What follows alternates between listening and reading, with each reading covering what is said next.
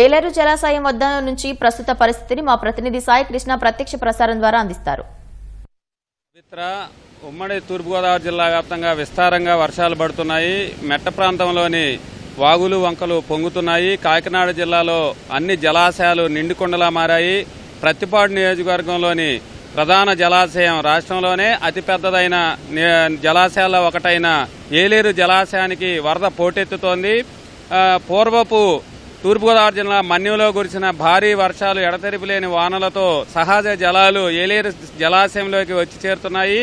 దీని పూర్తి నిల్వ సామర్థ్యం 24.11 అడుగులు కాగా టీఎంసీలు కాగా ప్రస్తుతానికి 23 టీఎంసీలకు వరద ప్రవాహం చేరుతోంది. కాలువ ద్వారా దిగువకు మొత్తం భారీ వరద ప్రవాహాన్ని వదులుతున్నారు. 5 గేట్లు ఎత్తి ఏలేశ్వరం ప్రాజెక్టు నుంచి సుమారు 15,000 క్యూసెక్కుల వరద నీరు దిగువకు వదులుతున్నారు. ప్రస్తుతం మనం వరద హోరు చూడవచ్చు. ఈ మొత్తం జగ్గంపేట, ప్రత్తిపాడు, పిఠాపురం, పెద్దాపురం నియోజకవర్గాలపై ఈ వరద ప్రభావం అధికంగా పడుతోంది. ఏలేరు కాలువలు పూర్తి నిండుగా మారిపోవడంతో కొన్ని చోట్ల గట్లు దిగుతున్నాయి, మరికొన్ని చోట్ల ముంపు బారిన పడుతున్నాయి. పొలాలన్నీ ఇబ్బందికరంగా మారిన పరిస్థితుంది. కిర్లంపూడి మండలం రాజుపాలెం వద్ద గట్టు దిగపోవడంతో ఏలేరు కాలువ నుంచి పొలాల్లోకి అలాగే కాలనీల్లోకి నీరు వచ్చి చేరుతోంది. పెద్దాపురం మండలం కాండ్రకోట వద్ద కూడా డబ్బా వంతెన తాత్కాలికంగా ఏర్పాటు చేశారు. గతంలో కొట్టుకుపోయింది. ఆ వంతెనకు కూడా దెబ్బతినడంతో రాకపోకలు ఆపేశారు. అట్లాగే ఏలేశ్వరం మండలంలోనే అప్పనపాలెం వద్ద కూడా వంతెన దెబ్బతినడంతో రాకపోకలు నిలిచాయి. ఈ దిగువపై ఈ మొత్తం వరద నీరు దిగువ ప్రాంతాలపై తీవ్ర ప్రభావం చూపుతోంది. ఇంకా ఏలేరు జలాశయానికి భారీగా మన్యం ప్రాంతంలో నుంచి వర్షం నీరంతా వచ్చి చేరుతోంది. వరద పోటెత్తుతోంది. అలాగే మరికొన్ని రోజుల పాటు ఈ వరద ప్రభావం ఉండే అవకాశం ఉంది. అలాగే వర్షాలు కూడా ఇంకా 2-3 రోజులు కురిసే అవకాశం ఉండటంతో ఏలేరు జలాశయానికి ఇంకా మరింతగా వరద వచ్చి చేరుతుందని, ఆ వచ్చిన వరదని దిగువకు తప్పనిసరిగా విడుదల చేయాల్సి ఉంటుంది. ఇప్పుడున్న వరదతోనే మొత్తం దిగువ ప్రాంతంలోని పొలాలన్నీ కూడా లోతట్టు పొలాలు నీట మునుగుతున్నాయి. ప్రత్తిపాడు మండలంలోనూ చంద్రబాబు సాగర్, సుబ్బారెడ్డి సాగర్ అలాగే వాగులు వంకలు పొంగి పొర్లుతున్నాయి. మైదాన గిరిజన ప్రాంతాలకు రాకపోకలు నిలిచాయి. చాలా ఇబ్బందికరమైన పరిస్థితి అయితే ప్రత్తిపాడు మండలంలో కూడా ఉంది.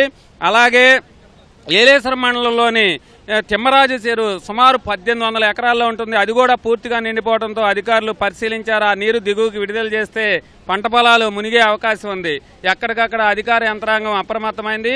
కలెక్టర్ షణ్మోహన్ ఆధ్వర్యంలో పూర్తి స్థాయిలో జిల్లా యంత్రాంగం క్షేత్రస్థాయిలో పరిశీలిస్తున్నారు. వరద ప్రభావిత ప్రాంతాల్లో వాళ్ళు పూర్తిగా పరిశీలించి అధికారులకు క్షేత్రస్థాయి అధికారులకు ఆదేశాలు జారీ చేస్తున్నారు.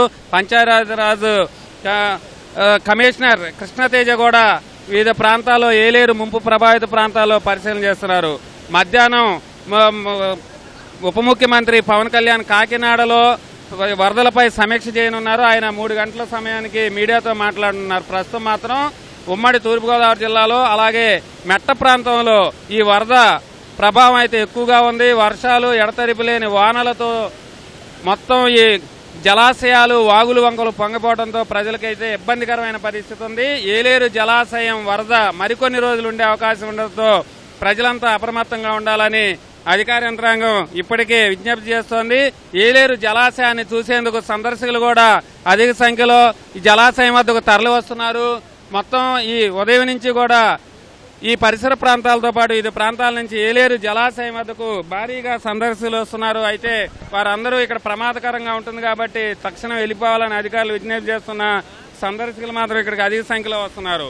ఈ ఏలేరు వరదపాటుతో పాటు వాగులు వంకలు మరికొన్ని రోజులు ఉధృతిగా ప్రవహించే అవకాశం ఉంది. పొలాలు ముంచెత్తే అవకాశం ఉండడంతో రైతులు తీవ్రమైన ఆవేదన చెందుతున్న పరిస్థితి ఉంది. మరికొన్ని రోజులు మాత్రం ఏలేరు జలాశయం వరదపోటు దిగువ ప్రాంతాల్లో ముంచెత్తడంతో అధికార యంత్రాంగం మాత్రం కాకినాడ జిల్లాలో పూర్తిగా అప్రమత్తమైంది. కెమెరామెన్ రాజశేఖర్తో సాయి కృష్ణ, ఈటీవీ న్యూస్.